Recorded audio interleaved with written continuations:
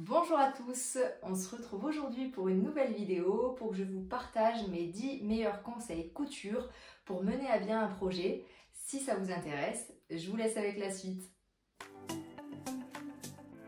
Mon premier conseil va être d'être organisé. Attention, quand je dis organisé, je ne dis pas forcément qu'il vous faut un atelier ou même un coin pour vous. Pour vous donner un exemple, avant cette maison, j'avais pas du tout de place pour moi. Donc ce que je faisais, c'est que je sortais ma machine à coudre à chaque fois que je voulais coudre et je faisais ma cousette sur ma table de salon. Mais voilà, je la rangeais à chaque fois, tous les soirs. Donc j'essayais d'être organisée, c'est-à-dire d'avoir ma machine à coudre. J'avais découpé au préalable tout mon patron, etc. Et j'avais une petite mallette de couture où dedans j'avais tout mon matériel nécessaire de couture. Parce que pour le coup, ayant déjà cousu, on va dire un petit peu, excusez-moi du terme, à l'arrache, et ben au bout d'un moment on se dit ah mince j'ai besoin de ci, ah mince j'ai besoin de ça, il faut aller le chercher, etc. Et puis ça peut vite en fait casser la tête et du coup on n'a plus envie de coudre. Donc voilà, premier conseil, soyez organisés, préparez tout ce dont vous avez besoin pour votre projet en amont. Mon prochain conseil sera de bien choisir ton tissu. Généralement, quand tu veux coudre un projet, tu as des conseils sur le choix du tissu à utiliser pour ce patron-là. Moi, je te conseillerais encore plus si tu débutes de te fier à ça parce que tu peux vite avoir des surprises et des fois on se dit tiens, j'ai un tissu qui traîne dans mon stock et si je faisais un pantalon avec, finalement c'est pas du tout adapté et tu te retrouves avec quelque chose qui ressemble pas du tout au patron de base. Donc je te conseillerais vraiment de te fier aux conseils que te donne finalement le créateur du patron pour faire ta couture. Mon prochain conseil, et vous avez dû sûrement déjà beaucoup en entendre parler, c'est de laver son tissu et de le repasser. Alors, je ne suis pas un bon exemple parce que je ne le faisais pas avant, sauf que j'ai eu quelques surprises. Pour vous donner un ordre d'idée, j'avais fait une robe pour un événement, elle m'allait super bien. Et première fois où je l'ai lavée, c'était plus une robe, c'était une tunique qui m'arrivait juste en dessous des fesses. Donc voilà, j'étais un peu dégoûtée. Je me dis si je l'avais lavé dès le départ, et ben j'aurais pas eu cette surprise là. Donc lavez bien vos tissus. Moi ce que je vous conseille, c'est quand vous faites un achat de tissus, et moi c'est ce que je fais aujourd'hui. Je me garde un sac avec les tissus qui sont pas lavés. Je lave tout en même temps et dès que c'est lavé, je range dans un placard ou autre, mais ça traîne plus en fait dans le sac de tissu à laver.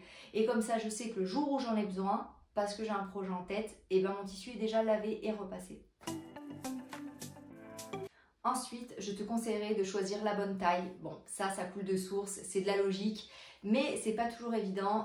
Des fois, on se fie au tableau des mensurations et encore heureux, on n'est pas tous faits de la même manière, mais le souci, c'est que du coup, on se retrouve des fois avec des surprises, soit des choses un peu trop grandes, soit des choses un peu trop petites, mais c'est généralement plus grand que ce qu'on avait vu dans le tableau des mesures. Finalement, on se retrouve quand même avec quelque chose de plus grand.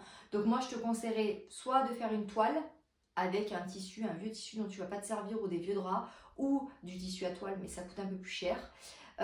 Ou bien moi ce que je fais beaucoup, attention après c'est à tes risques et périls, c'est que je vais voir des posts Instagram avec des personnes qui ont déjà fait le patron. Je mets par exemple, je sais pas, la chemise septembre par exemple de Charlotte Ozou, je marque hashtag chemise septembre et je trouve plusieurs posts Instagram de personnes qui l'ont faite et je regarde sur les posts si elles ont mis les tailles qu'elles ont créées et généralement tu vois à peu près au niveau de la morphologie si tu es plutôt dans cette taille là ou pas, et moi je me fie beaucoup à ça.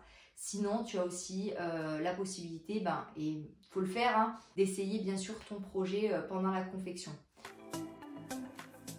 Mon prochain conseil, j'ai eu la surprise plusieurs fois, donc maintenant je ne me fais plus avoir, c'est de lire toutes les étapes de la couture de mon patron avant de le commencer. Parce que tu vas toujours te retrouver, alors ça dépend des patrons, avec à un moment, je ne sais pas, l'étape numéro 5 par exemple, merci de couper une bande de 6 cm par 25 cm par exemple. Et là tu te dis, waouh, j'avais coupé toutes mes pièces, j'ai rangé le surplus de tissu qui me restait, il faut que je retourne chercher mon surplus de tissu et que je recoupe ma bande. Donc moi ce que je fais, c'est que je lis vraiment toutes les étapes du patron à réaliser avant de le faire. Comme ça, je suis sûre que si dedans il demande de faire une petite poche ou un petit carré de 4 par 4 ou quelque chose, je sais que je l'ai vu en amont et qu'il est découpé et que le tissu que j'aurais posé, parce qu'il me restait une petite chute, j'en aurais pas besoin et j'aurais pas besoin de retourner le chercher. Voilà, donc ça c'est un petit conseil que je te donne. Lis toutes tes étapes avant d'attaquer ton patron. Ensuite, un autre conseil dont tu as déjà dû entendre parler aussi, c'est de suivre le droit fil. Alors, qu'est-ce que c'est le droit fil? C'est compliqué d'expliquer comme ça à l'oral. Il y a plein de photos sur internet pour te montrer. C'est le sens dans lequel tu dois tenir ton tissu et couper tes pièces de patron. On a toutes fait cette bêtise-là, à part si je suis la seule à l'avoir fait. Mais en tout cas, au tout début, quand j'ai débuté la couture, je découpais un patron et j'ai envie de dire, je positionnais n'importe comment sur mon coupon. Le tout, c'était que tout passe, toutes les pièces passent sur le coupon, peu importe le droit fil. Alors, j'ai envie de te dire, sur certaines matières, ça marche quand même. Sur d'autres, tu te retrouves avec de belles surprises dans le temps à force de le laver, etc. Tu as ta couture qui tourne, enfin voilà. Donc ça, c'est très très très important. Suis ton droit fil pour coudre ton projet. Autre conseil, c'est de repasser pendant ta couture. Alors je sais que c'est chiant de devoir aller repasser, etc. C'est pour ça que je reviens sur mon conseil numéro 1 où je te disais il faut être organisé, c'est-à-dire à la rigueur, mets ta planche à repasser et ton fer à portée de main. Tu verras qu'il y a une grosse différence quand on te demande d'aplatir tes coutures au fer, quand on te demande de repasser un col, etc. Tu vas voir tout de suite la différence sur on va dire le cours de ton projet et vraiment c'est plus joli et ça te permet aussi de te rendre un peu plus compte de la finalité du projet. Voilà. Avant-dernier conseil, je te conseillerais d'utiliser du bon fil parce que tu peux très bien couper du tissu avec une paire de ciseaux, j'ai envie de dire d'écolier. T'es pas obligé d'avoir une machine à 500 € pour faire une super couture, etc.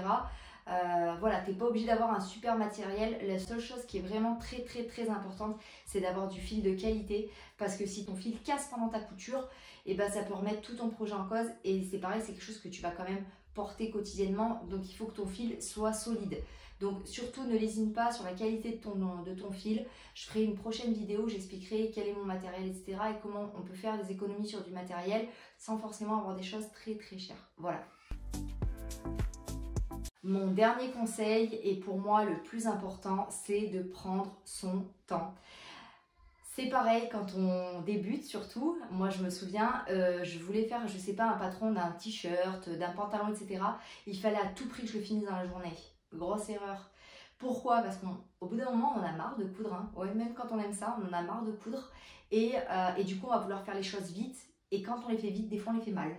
Donc moi, ce que je vous conseille, il vaut mieux des fois coudre un petit peu tous les jours, ne serait-ce que 15 minutes, mais avancer sur son projet, plutôt que vouloir tout faire en une soirée et se dire on a bâclé finalement certaines étapes parce qu'on voulait faire vite, juste parce qu'on voulait par exemple avoir son projet fini le soir même.